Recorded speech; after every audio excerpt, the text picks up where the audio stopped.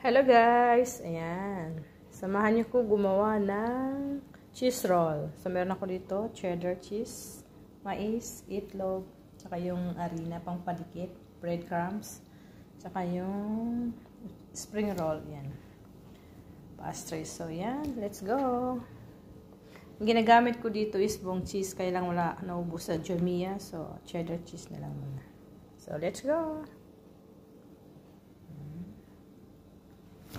Ito yung mais na ginagamit ko.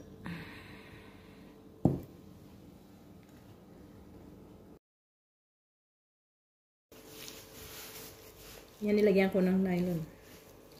Para dumikit yung cheese.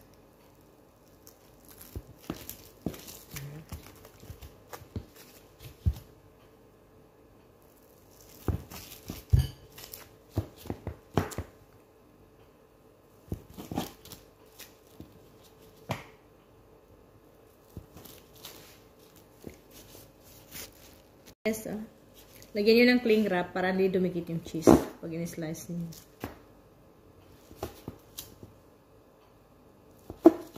Hindi masyadong malalaki pag i-slice ko kasi lalagyan ko pa naman ng mais. So, ayan. Kulang siyang stick.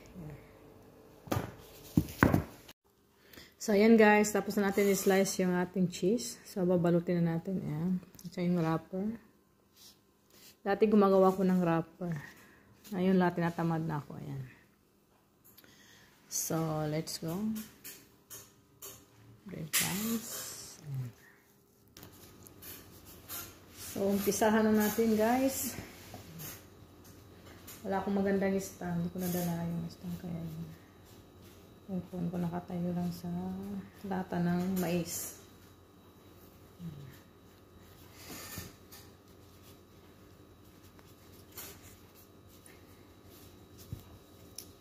Kailangan wala silang lalabasan pag yan. Nilunod ko sa itlog ito mamaya guys. Tapos lalagay ko sa breadcrumbs.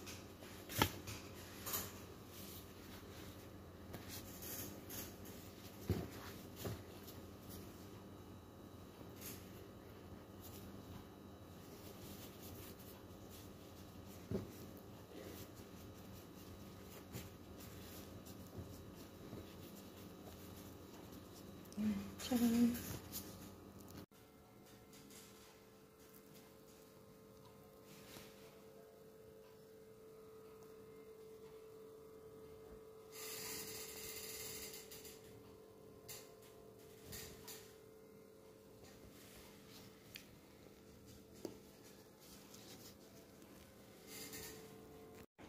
So, ayan guys. Natapos na rin ang ating cheese roll. 100 pieces po ito siya. Ayan. Isang bar na cheese, cheddar cheese. So, ngayon ay paliliguan natin ang itlog, tapos breadcrumbs.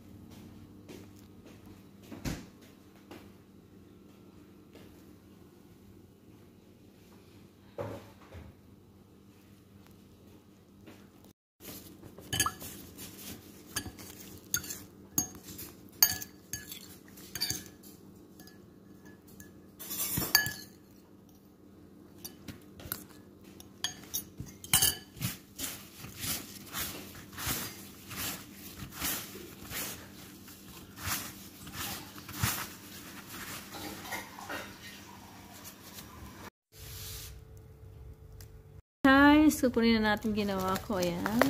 So, matigas-tigas na yan siya. Matigas-tigas na.